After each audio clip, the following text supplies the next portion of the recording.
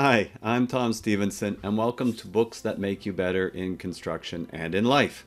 Today we're going to be talking about Turning the Flywheel, a Jim Collins, what he calls a monograph. Basically, it's an addition, a follow-up to his landmark work in Good to Great, super book. I've used it in my construction business management courses, and for those of you that haven't watched the channel before, I'm a professor of construction management, and this channel is all about construction. And so in this particular book review, I'm going to say how, if you're in the construction field, Jim Collins' material can help you, and particularly Turning the Flywheel, which is only about 40 pages long. It's relatively expensive for the 40 pages, but it's well worth it. But my first thought would be, if you haven't read Good to Great, to read that book, or at least do some of the research on it on YouTube and other videos. He's been interviewed numerous times. He's written a number of books, and they kind of come together in this monograph, or this summary of application and learning, let's call it. All right, so let's just look at what we're going to talk about. So some key points. We're going to look at good is the enemy of great. First who, then what. Confront the brutal facts. The hedgehog concept. The luck factor. The flywheel and the doom loop. And key quotes. And if these don't make sense to you now, they will, because they're not crazy complicated concepts, but his very thorough research and application over multiple decades has really sort of flushed a lot of really thoughtful information if you're in the construction industry, if you're in any business. But for me, I look at it from a construction sector point of view, so it has many applications.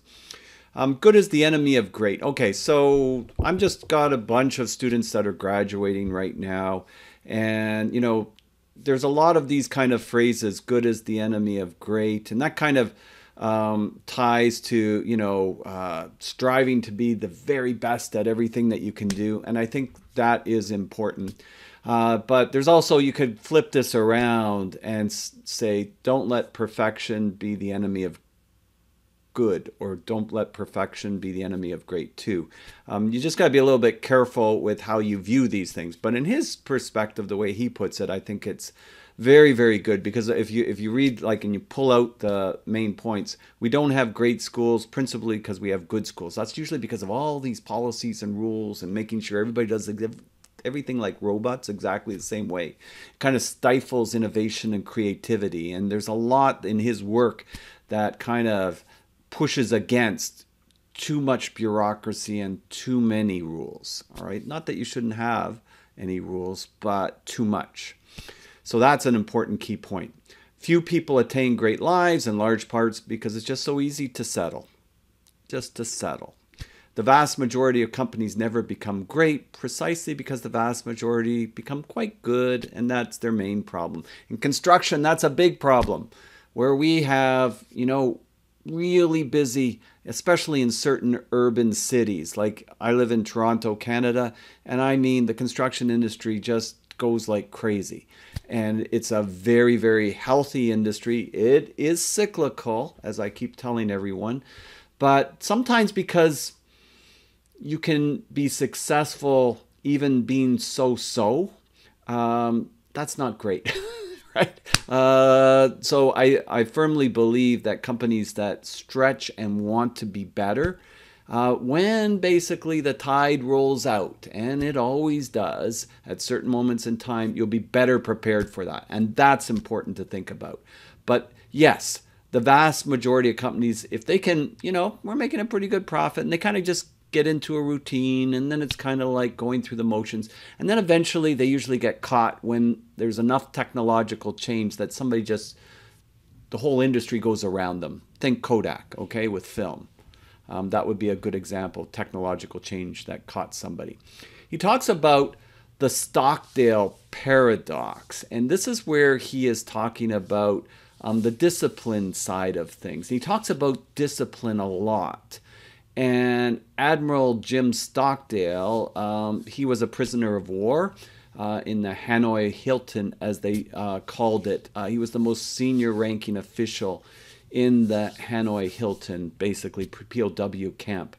And he was what really helped him a lot was his stoicism. Maybe a shout out to Ryan Holiday and all his work on stoicism, but definitely was a student of stoicism. And, when asked, like, what was it? Like, how were you able to survive in there? Because most didn't.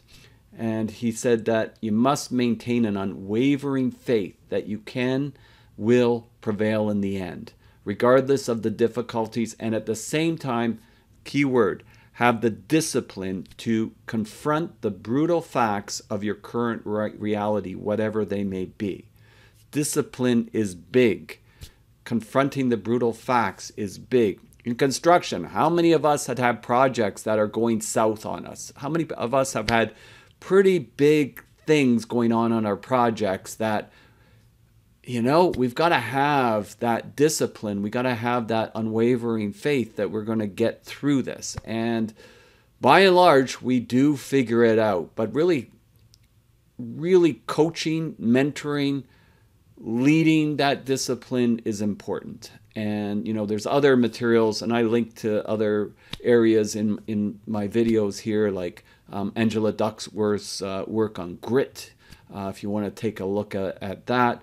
The Way of the Seal by Mark Devine has a lot of, disciplinary aspects in it, which I think is important. He talks about this concept, the fox and the hedgehog, right? And really what he's saying with this, and it's the old fable, right? And what he's saying is the fox is pretty good at a lot of things, but the hedgehog is really, really the best at one thing. And so from what he found from the good to great companies is they were really the best at one thing, all right? Right in the top. And, it doesn't mean in the whole world, but in your market sector, where you are, what are you deeply passionate about? Now, he's talking about businesses, but you can apply these things to you. Wherever you are, you're a foreperson, you're a site super, you're a project manager, you're an estimator, you're a business owner, construction business owner. You can take this to whatever degree level you want. But what are you deeply passionate about? And of course, it should be that it drives your economic engine. It should be something that you can really be profitable at. And what you can be the best in the world at. This is basically this Venn diagram, and where it crosses over in that little narrow slither, this is the sweet spot that you're looking for. So he talks about the fox and the hedgehog is in that sweet spot where basically it's the best at the world at basically protecting themselves. So the main thrust of this is the flywheel. And the flywheel is this concept that he talks about, that the business starts cranking up and it starts slowly and it starts building momentum like a flywheel. And then when it gets up to speed, this is like an economic machine. This is like a brand that is just taken over its sector. And a lot of it too, as you'll see, is about maintaining this flywheel, because you can throw a wrench in the flywheel and it can cause all kinds of havoc, right? But getting that flywheel operating, getting into that sweet spot, that right, what can you be the best in the world at? Something that is also an economic driver, not something that, as Charlie Munger would say, is like, you're not in a good industry. You want to ride the wave. Charlie Munger was Warren Buffett's economic partner for decades and decades. And he said it's much easier to ride the wave. You're in an industry that is really going along well, right? Surging. You're not in an industry that's on its way out. And you can think of industries that have failed before, like Blockbuster, right? On its way out, like Kodak, film industry, on its way out. That's not fun industry to be in. You could be the best at it, but it's still, you're in a declining industry, okay? Nice thing about construction, society doesn't do anything without construction. So I feel like it is a opportunity for us, right? And then finding that sector within that where you can be the best. That's where it's important, because it is a big industry. So sets forth consistent with the hedgehog concept, those three circles. Accumulation of visible results. You start to see the results over time. People line up energized by the results. You've got raving fans. You have clients that want and prefer to do work for you. That's building up your clientele. In construction, going back to the beginning, there are a lot of companies that are just kind of going through the motions. They're not really the best, they're not the worst, but they're just kind of going through the motion. You can really set yourself apart depending on the sector and what that client needs, understanding what that is and delivering on it. And that when you do that, that flywheel starts to build momentum. And that is really helping your industry to grow and to flourish. Conversely, and he talks about this in Good to Great, the doom loop, but basically, and he talks about this in this monograph, everything is from his other books, all right? So everything is from his other books. And if you've read his other books, this is really like, I can't tell you, like the other books, they have all of these little ideas and notes, and when you put it all together, and I think I've got a couple of links at the end to some podcasts he's done. It's kind of a life's work, and it's connecting the dots. It's connecting the dots over a lifetime of research that really, really is interesting to think about, and think about how it applies to you. I'm never one to say take everything and just, this is it. But there's a lot of good stuff here to ponder, to think about, and to apply to improve yourself. This is books that make you better, and in construction and in life. And this is one area that his books can definitely help in. As I mentioned, I used his book Good to Great for many years in my construction business management course as the core book. And the students loved it. Students loved it. So the doom loop, we're going in the opposite direction, right? No accumulated momentum, right? Whatever you're doing, it's like you're on the wrong wave. It's basically a wave that's basically taking you down. Disappointing results. And then the problem is, this is where basically you want to get the right people on the bus, the wrong people off the bus, the right people in the right seats, and then decide where to drive the bus. Well, if you get the wrong leader and you hire the wrong people, you're going to make bad decisions as to where you should take that bus. And then that's reaction without really understanding what's going on. You haven't found the root cause of the problem. In construction, how many times do we do workarounds to try to fix something for now without solving the root cause, right? There's tools we can use like the 5 whys to really get at the bottom of something, but really thinking about and opening up, discovering what are these rocks that are preventing us from flowing, from riding the wave. So reaction without understanding. So you come up with a new direction, a new leader, a new event, a new fad, and everybody's just like, oh, here we go again. And it just is this virtuous doom loop circle taking the company down. So that's a key discussion in the book. Key quotes in this book. All right, there's the luck factor, the 20-mile march, and the genius of the and, bullets and cannonballs. So I have a few quotes here from the book. All right, and I like, there's a book called, what is it called? I'll have to look it up, but I'm pretty sure it's called The Luck Factor. And essentially, the book is all about there is luck around, right? And you can't discount that there is luck. But what he says here is return on luck. We've got return on investment. We've got return on effort that I've talked about in other videos. Return on luck. Finally, there's a principle that amplifies all the other principles in the framework. The principle of return on luck. Our research showed that the great companies were not generally luckier than the comparisons. They didn't get more luck, less bad luck, bigger spikes of luck, or better timing of luck. Instead, they got a higher return on luck, making more of their luck than others. The critical question is not will you get luck, but what will you do with the luck that you get? If you get a high return on luck event, it can be a big boost of momentum to the flywheel. Conversely, if you are ill prepared to absorb a bad luck event, it can stall and imperil the flywheel. All right, so he talks about this. He says that he would develop this in his other book, Great by Choice. This you could think about in construction like developers, right? Like if you've got all your money in this development and the market changes. So you could say, oh, bad luck, all the market changed. Now we're bankrupt. It happens fairly frequently or frequently enough. On the other hand, if you didn't have all your money and you had some liquidity, extra cash, so that if one of these events happens, and they will happen in construction, it's a cyclical market, then when it goes down, guess what?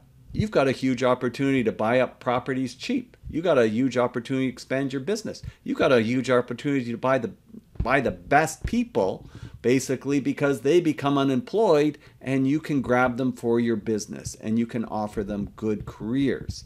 So that is huge. You position yourself for those time periods. Warren Buffett and Charlie Munger talk about this, that they make sure that they have a stockpile of cash so that when the market goes down, those are those multiplier, those 10-time multiplier events that where very quickly they can get that. And they know it's going to happen. They know it's going to happen because throughout history it happens. There's another quote here, which is the 20-mile march. All right. And this is about short and long term. Companies that thrive in a turbulent world self-impose rigorous performance marks to hit with relentless consistency, like walking across a gigantic continent by marching at least 20 miles every day, regardless of the conditions. The march imposes order amidst disorder, discipline amidst chaos, and consistency amidst uncertainty. For most organizations, a 1 year, 20-mile march cycle works well, although it could be shorter or longer. But whatever the cycle, the 20-mile march requires both short-term and long-term focus. Construction, we got a project. We develop a schedule based on the overall long term. We have a budget based on the long term. We've got to flip that and we've got to think to the short term, right? So then we get into our 6-week look aheads. We get into our weekly schedules. We get into our daily huddles to maximize the efficiency. So the one feeds the other, all right? The next one, genius of the and. Builders of greatness reject the tyranny of the or and embrace the genius of the and. They embrace both extremes across a number of dimensions at the same time. For example, creativity and discipline. That's a big one. Creativity and discipline, and freedom and responsibility. Confront the brutal facts and never lose faith. Brutal facts. You're in this POW camp, but yet you understand that, but yet you haven't lost faith that you will get out. You're not being unrealistic about it, but you haven't lost faith. So you understand what's going on. Empirical validation and decisive action. Bounded risk and big bets. Productive paranoia and a bold vision, purpose and profit. There's a lot of ands that he goes through here, right?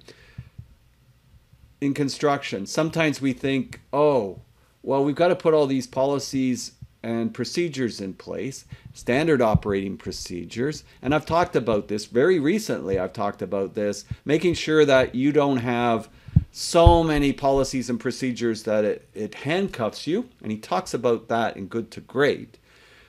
At the same time, having standard operating procedures. So you got a base that you can improve upon, that you can get better upon. So is creativity, innovation, and improvement basically that you can't do that while you have discipline? No. And you can have and you have to think about it that way. They're not mutually exclusive. They can be tied together. They can flywheel together. So that would be very important. And you can just think of time, cost, quality, right? Time and cost and quality. We can have all three. There's that old saying that you can only have two. Well, lean construction thinking says, no, we're going to go for all three, right? Bullets and cannonballs. Okay, so how do great companies go about extending a flywheel? The answer lies in a concept that was developed in Great by Chance, right? They studied small entrepreneurial companies that became 10 times winner in highly turbulent industries, in contrast to less successful comparison cases in the same environments. We found that both sets of companies made big bets, but with a huge difference. The big successes tend to make big bets after they're empirically validated that the bet would pay off, whereas the less successful comparisons tended to make big bets before having empirical validations. We coined the concept fire bullets, then cannonballs to capture the difference. So he talks about it like a ship. And he talks about it like you've got a ship and you've got another ship and it's coming at you and it's going to try to destroy you. And you've got this arsenal and you put it all into all of your gunpowder, everything into this one cannonball that you shoot at the ship. And of course it misses. So you're out of luck. It's kind of like you put all that money in the development and the market dropped out of it and now you're done. All right.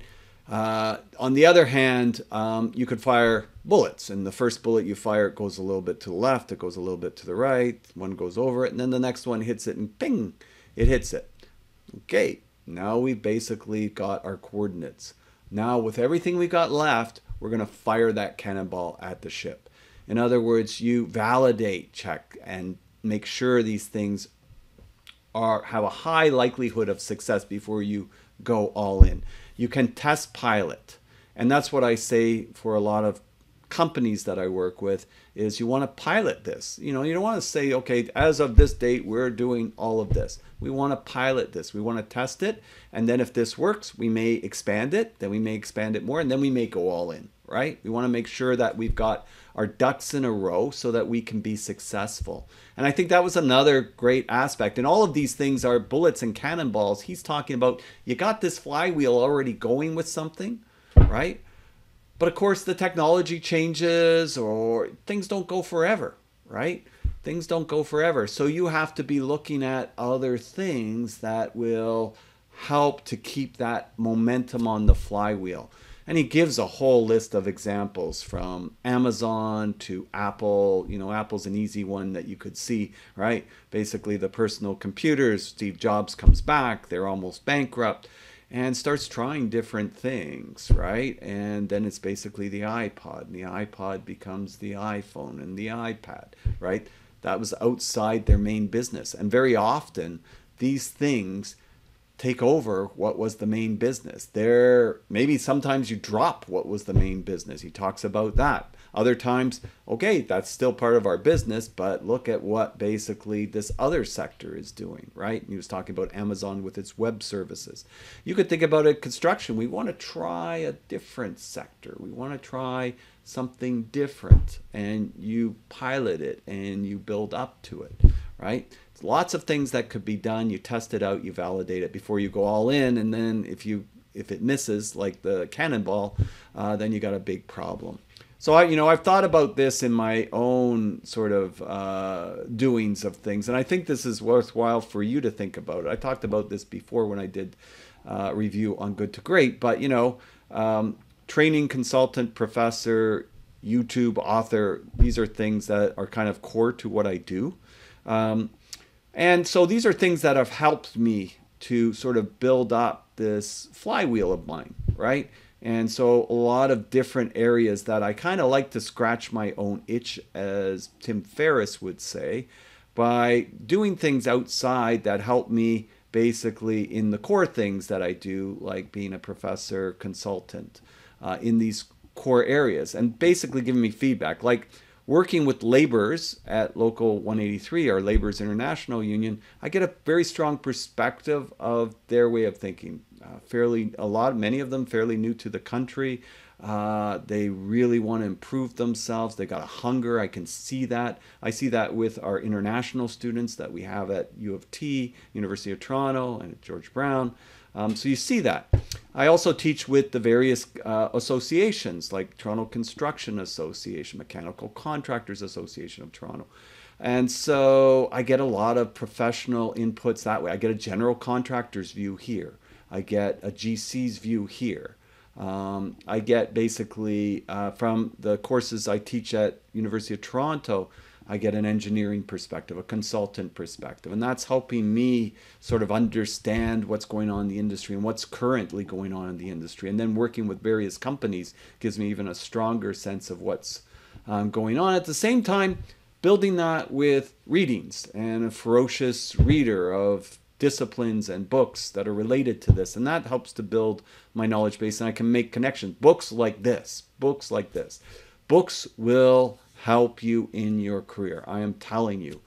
You look at the great entrepreneurs of the past. Most have read obsessively over their careers, right? And you take some time to reflect, and you take some time to think about how you can apply these skill sets, and that helps in your creativity and innovation, right? So practicing what I preach, applying it, having that continuous improvement. Also, new certifications. I just finished a new one for the Lean 2 instructor training through AGC.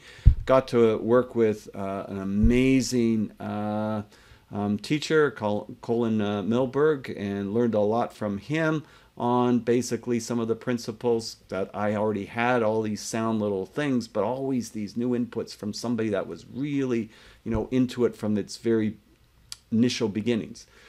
Researching, writing books, developing YouTube videos, all of these things help turn my flywheel. You could look at it from yours. I'm only putting this out not for you to look at mine, but to basically think, where could my flywheel be? Where could your flywheel work? And thinking that through. And finally, just some, I'll leave this, I'll paste this into the description below, but basically this is a few of Jim Collins' works that I've listened to. Tim Ferriss, a long interview, great interview. Farnham Street with Shane Parrish, and Good to Great. You can find it on Kindle. This one might not work for you because it's for Canada, so you just look it up. It comes up right away. And that's pretty much what I wanted to cover this one.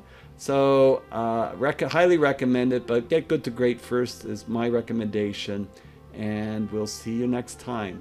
If you like this video, click the likes, please click subscribe, leave a comment if you've read any of his books, and we can discuss, help build the community together. I'm Tom Stevenson, wishing you a wonderful day, and we'll see you next time. Bye for now.